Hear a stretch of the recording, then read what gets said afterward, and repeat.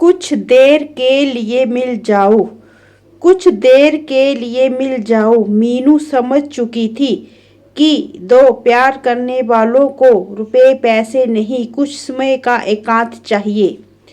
2 वर्ष पहले मीनू समझ चुकी थी कि दो प्यार करने वालों को पैसे नहीं, कुछ समय का एकांत चाहिए। खुशियाँ बांटने के लिए बहुत ज़्यादा पैसों से अमीर होने की ज़रूरत नहीं, दिल से अमीर होने की ज़रूरत होती है। दूसरों के दिल की बात को बिना कहे समझकर एक दूसरों की खुशियों के भागीदार बनाने के लिए छोटी छोटी कोशिशें करते रहें, बस इतना ही काफ़ी है। मीनू कुछ समझ पाती इससे पहले ही पारब अपने कमरे से बाहर निकलकर माँ के सामने खड़ा हो गया। क्या कह रही हैं आप? परेशान हो गया हूँ मैं। पिछले कुछ दिनों से आप दोनों ने घर को चिड़ियाघर बना रखा है। पारब जैसे आज अपनी पूरी भड़ास निकाल देना चाहता था। वह गुस्से में लगातार बोले जा रहा था। आप दोनों को कैसे समझाऊं? प्यार और शांति नाम की भी कोई चीज होती है जो इस घर में कहीं नजर नहीं आती। आप दोनों की समझ से बाहर हो गए हैं ये शब्द। किचन में खाना बनाते हुए माँ बर्तन को जोर से रखते हुए बोली, लो जी, अब ये साहिबजादे मुझे सिखाएंगे प्यार वार। माँ गुस्से से हाँफ रही थी और पारब की तरह लगातार बोले जा रही थी। क्या समय आ गया है ऐसा भी क्या कोई घर में बात भी ना करे? गूंगी गुड़िया बन जाऊं? माँ के व्यवहार से घर के सभी सदस्य परेशान थे। ऐसा नहीं था कि पारब अपनी माँ से प्यार नहीं करता था। घर में सब उन्हें बहुत प्यार करते थे, लेकिन पिछले कुछ समय से वो बात बात पर चिढ़ने लगी थी। उनकी रोज रोज की किच किच से तंग आकर आज पारब बिफर पड़ा था। फिर माँ को परेशान होते देख पारब ने अपने गुस्से को कंट्रोल करते हुए उन्हें समझाया। बात करने का भी तरीका होता है माँ। आप पिछले कुछ समय से अपने स्वभाव से बिल्कुल अलग बिहेव कर रही हैं। क्या हो गया है आपको? मीनू सब कुछ चुपचाप सुन रही थी, जैसे घर में चलने वाले ड्रामे के बारे में सब कुछ पहले से जानती हो। वो बिना इस ड्रामे में भाग लिए अपने काम में लग गई। थोड़ी देर बाद पारब और मीनू दोनों अपने कॉलेज के लिए निकल पड़े। दोनों एक ही कॉलेज में पढ़ते हैं, इसलिए साथ ही कॉलेज जाते हैं। मीनू ने रास्ते में पारब से कहा, भाई जब आपकी क्लास नहीं हो तब कॉलेज की कैंटीन में आ जाना, मुझे आपसे कुछ ज़रूरी बात करनी है। अभी बता दो क्या बात करनी है? नहीं भाई, इतनी सीरियस बात नहीं है। कैंटीन में बैठकर समोसा खाते हुए बात करेंगे, ज़्यादा मज़ा आएगा। ओके, फ्री होते ही कॉल करता हूँ, कहते हुए पारब अपनी क्लास की तरफ चला गया। ठीक 2 बजे पारब ने मीनू को कॉल किया। दोनों ने कॉलेज की कैंटीन में आकर काफ़ी और समोसे ऑर्डर किए।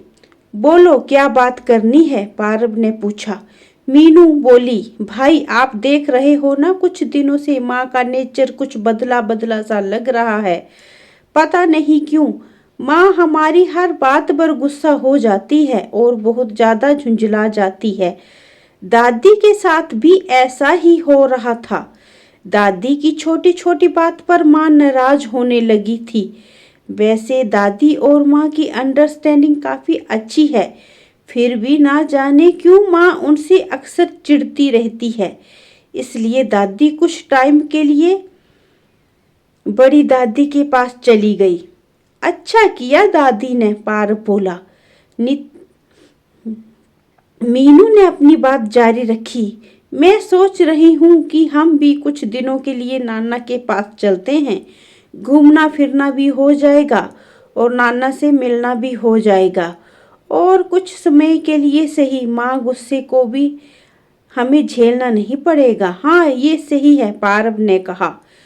तो फिर हम आज शाम को ही निकल जाएंगे। पारब ने को मीनू को आइडिया पसंद आया, लेकिन अगले ही पल उसने शंका जताई। लेकिन माँ ने मना कर दिया तो? इसकी टेंशन मत लीजिए, माँ को मैं मना लूंगी, मीनू ने पूरे आत्मविश्वास के साथ कहा। हाँ सही है, तुम माँ की चमची जो हो, वैसे भी माँ तुम्हारी बात ज्यादा अच्छे से समझती है। मैं तो उन्हें अपनी बात समझा नहीं पाता हूँ। पारब की बात पर मीनू को हंसी आ गई। घर पहुंचकर मीनू ने माँ से नाना के घर जाने की बात की। माँ ने थोड़ी ना नुक्कर करने के बाद जाने के लिए परमिशन दे दी। माँ भी कहीं ना कहीं शायद यही चाहती थी। पारब ने माँ की चेहरे की तरफ देखा। उसे कुछ समझ नहीं आ रहा था कि आखिर ये सब क्या हो रहा है। माँ पापा की तरफ तिरछी नजरों से देखकर मुस्कुरा रही थी। हम दोनों भाई बहन का कॉलेज के अलावा कहीं बाहर जाना माँ को पसंद नहीं था। फिर आज नाना के घर भेजने के लिए इतनी आसानी से कैसे मान गई? पारब कुछ भी समझ नहीं पाया। शाम को ही पारब और मीनू ने अपना जरूरी सामान पैक किया और रात में ही रवाना हो गए। पूरे रास्ते पारब अपनी उलझन सुलझाने का प्रयास करता रहा, लेकिन और ज्यादा उलझदा गया। दूसरी ओर मीनू खुद में ही खुश माँ की तरह मुस्कुरा रही थी। मीनू सब जानती थी, माँ का नेचर इतने दिनों से क्यों बदला बदला सा है। पारब ने पास वाली सीट पर बैठी मीनू की तरफ देखा तो कुछ भी समझ नहीं पाया। मीनू भी माँ की तरह ही मुस्कुरा रही थी। अभी कुछ दिन पहले की बात है। उस दिन माँ अपना फोन दादी के कमरे में भूल गई। दादी ने अपना CID वाला दिमाग दौड़ाया और मुझे अपने मिशन में शामिल कर माँ के फोन का व्हाट्सएप से हो रही चैटिंग का चेक करने के लिए कहा। दादी ने कहा, मैं भी तो देखूं कि मेरे बारे में तुम्हारी माँ अपने पीर वालों से क्या चुगली करती है। दादी, आप जानती हो कि माँ की ऐसी आदत नहीं है। दादी ने फिर भी उसे मोबाइल में मैसेज देखने को कहा।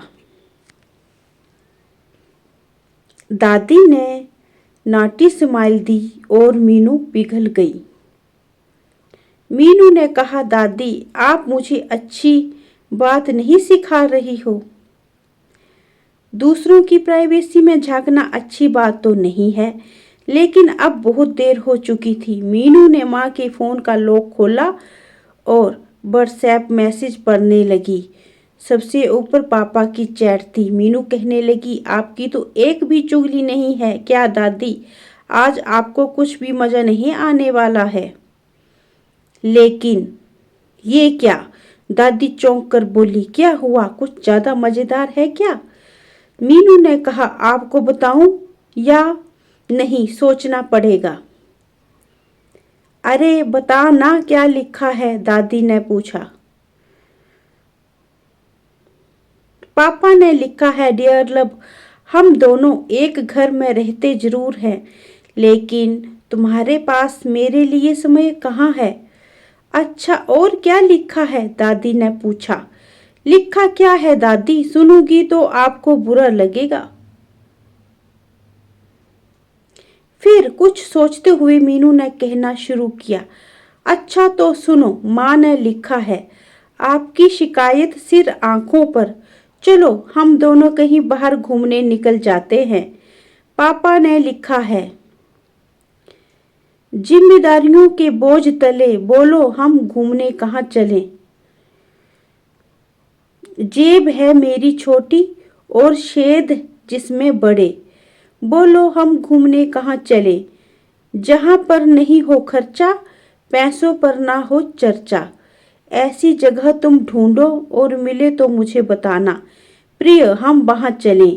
पापा की मजबूरी जानकर मीनू के चेहरे पर उदासी छा गई। उसने आगे कहा, माँ ने लिखा है, तुम रहने दो जी पिया, मैं ही कुछ करती हूँ। जिम्मेदारियों के सरोवर में प्रेम कमल खिलाती हूँ। समय मुझे थोड़ा दो तो पिया, वो समय फिर से लाती हूँ। हम बन कर दिया बाती, प्रेम की लो जलाए पिया, कुछ ऐसा चक्कर चलाती हूँ। पापा ने लिखा, मुझे इंतजार है उस पल का, जब हर पल तुम हम साथ हो। अकेले हो हम दोनों इस घर में, किसी और की ना कोई बात हो। दादी और मीनू को सारा माजरा समझ आ गया। दोनों समझ गए कि हम रुपयों पैसों से खरीद कर भौतिक सुख नहीं दे सकते हैं, लेकिन जो समय अपने बेटे और बहू दोनों को काफी समय पहले मिलना चाहिए था, जिसके वो अधिकारी हैं, कुछ समय के लिए ही सही वो समय उन्हें देना ही पड़ेगा, क्योंकि समय मुट्ठी में भरी हुई रेत की तरह लगातार फिसलता ही जा रहा है। बस में बैठा पारव अब भी ना जाने कौन सी उलझन को सुलझाने की कोशिश में और उलझता जा रहा है। दादी अपनी बड़ी बहन से मिलकर बहुत खुश है। मीनू अपनी माँ की खुशी के एहसास को महसूस कर बहुत खुश है। दोस्तों, आपको यह कहानी कैसी लगी कमेंट करके ज़रूर बताना। अगर आपको हमारी वीडियो पसंद आई हो तो हमारे चैनल को सब्सक्राइब करना, वीडियो को लाइक करना, ताकि हमारी आने वाली हर वीडियो की नोटिफिकेशन आपको मिलती रहे। स्वस्थ रहिए, मस्त रहिए। मिलते हैं अपनी अगली वीडियो में, तब तक के लिए धन्यवाद दोस्तों। जय हिंद, जय भारत।